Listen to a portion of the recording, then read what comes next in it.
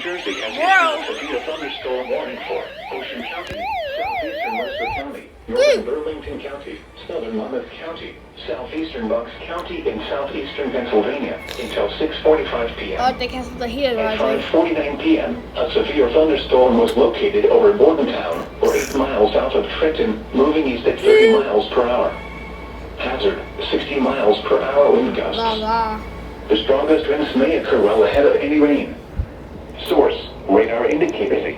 Eastern Intact, Bergen, damage to roofs, siding, trees, and power lines is possible.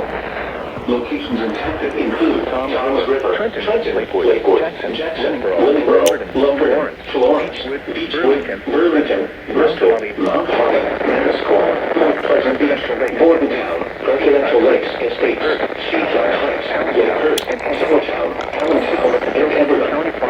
People at the Burlington County Farm Fair should seek safe shelter immediately.